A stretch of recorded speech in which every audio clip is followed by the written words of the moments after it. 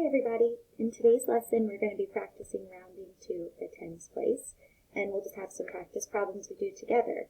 Rounding to the tens place is only challenging if you don't know how to count by tens.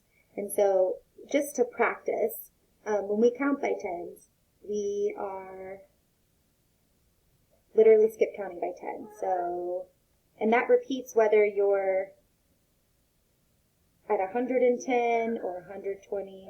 When we skip count by tens, we say 10, 20, 30, 40, 50, 60, 70, 80, 90, and that's it.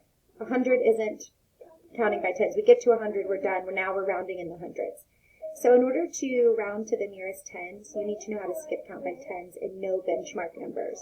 So as an example, if you look on my screen, we're supposed to be rounding the number 48, okay? And in order to round 48, we have to know which two benchmark numbers it falls between. So that's when we look over here at our list of numbers that we skip counted by, and we decide where would 48 fall between.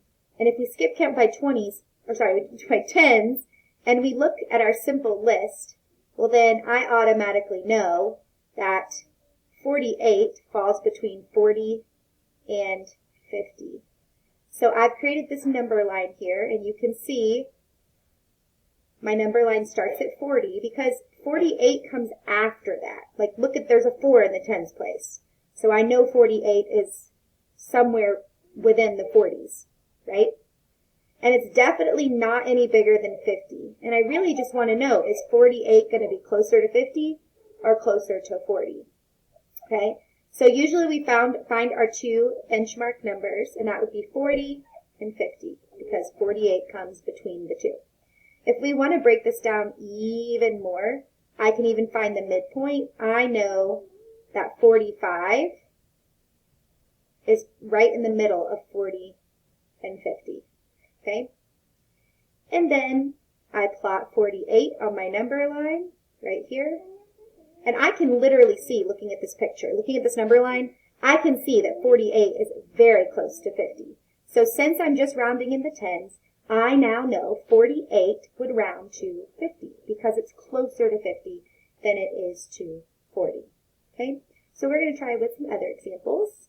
And you have these number lines here to help you. That's what they're here for. So, again, if I were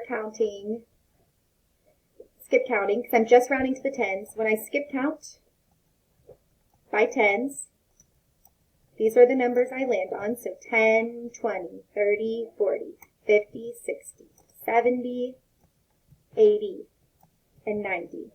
That's when I skip count by tens, okay? And that's just a guide. If you need that as a guide for you, don't feel embarrassed about it. Don't feel bad about it. It's fine. It's just a helper. So I'm going to look at my first number that I have here. My first number is 37.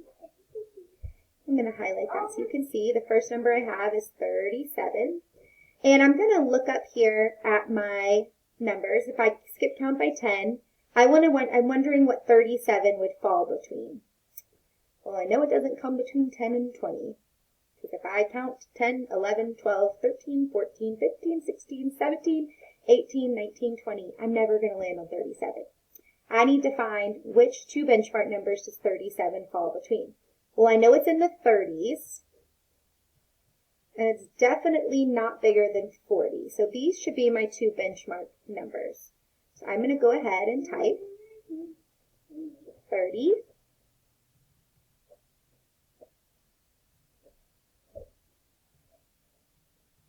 That's where my number line's going to start, is 30. Okay?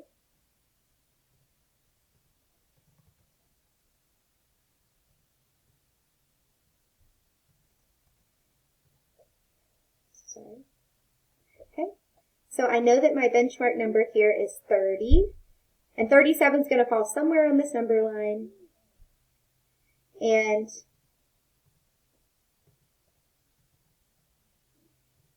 then my other, it's going to end at 40. So 37 is going to fall somewhere between 30 and 40. And look at this. There's even tick marks for 31, 32, 33, 34, 35. See, that's in the middle. 36, 37. Ooh, that's my space. I'm going to go ahead and write that. 37 is right there.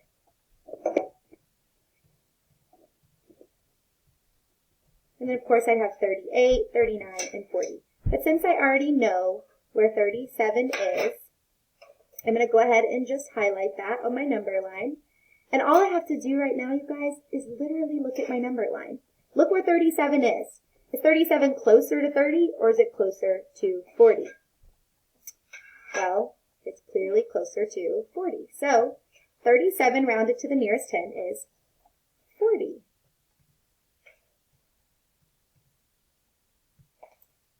Right, and that works as an answer. All right, let's try another one.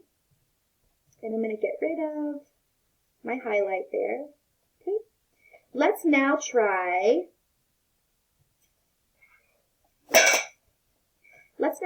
the next one. Let's try 51. Okay. So 51. I got to build this timeline, but in order to do that, I have to know what two numbers 51 comes between. Well, I definitely know it's in its 50s. And guess what? The next 10 is right next to it. 51 is going to fall between 50 and 60. So I'm going to go ahead and label my number line. Okay. And it starts at 50.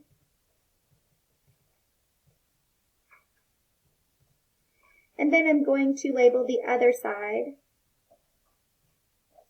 at 60.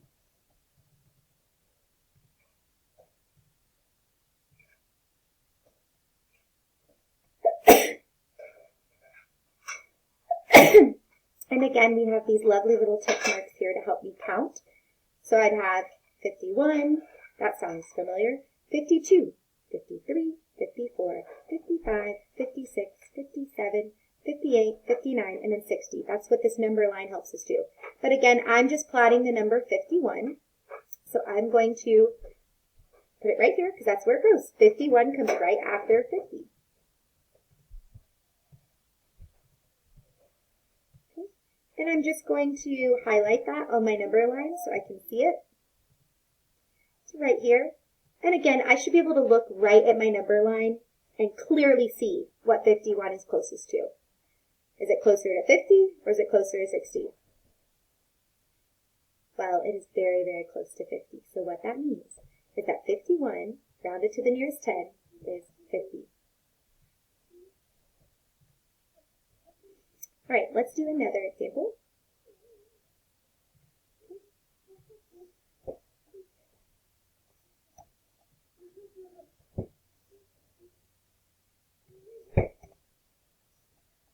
Our next one is going to be 92. So my next number is 92. And I need to figure out which two benchmark numbers does 92 fall between. Well, I know it's in the 90s. And even though I don't have it up here, you guys, on my actual number chart that I made, that's okay. I know what comes after 90 is 100.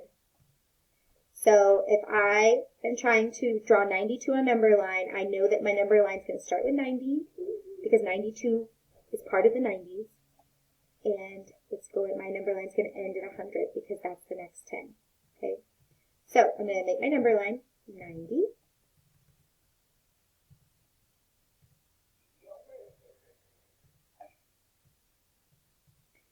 And it's going to end at 100. It's not going to go past 100 because I just want to know, is 92 closer to 90 or is it closer to 100?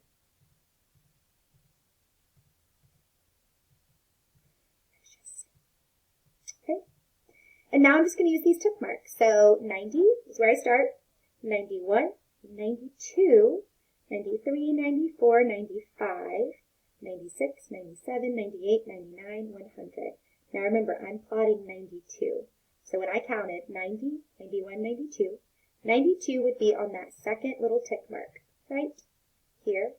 And I will label that because I know it's helpful. 92.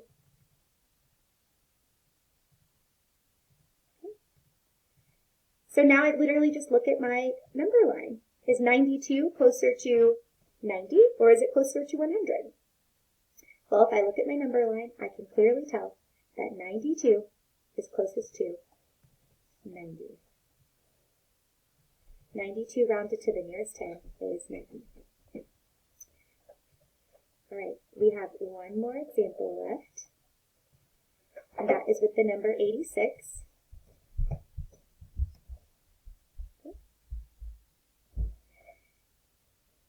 So I'm starting with the number 86, and I need to look for my benchmarks. 86 is going to fall between which of these 10s? I know that 86 is in its 80s, okay? Like if I were counting 86, I'm going to be in my 80s. And I know 86, 87, 88, 89, 90. I know it's close to 90 as well. That's the next benchmark 10. So on my number line, I'm going to type 80.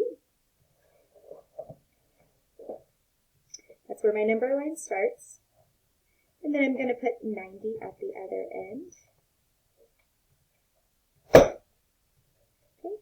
And now I'm just going to count and find 86. So I start at 80, 81, 82, 83, 84, 85, 86, there it is, 87, 88, 89, 90. So I'm going to write 86 where I counted it. Okay. And I'm going to highlight where I found that right here. And then I just use my eyes to look at this number line. And I ask myself, is 86 closer to 80 or 90? Well, I see that it's clearly closer to 90. So 86 rounded to the nearest 10 is 90.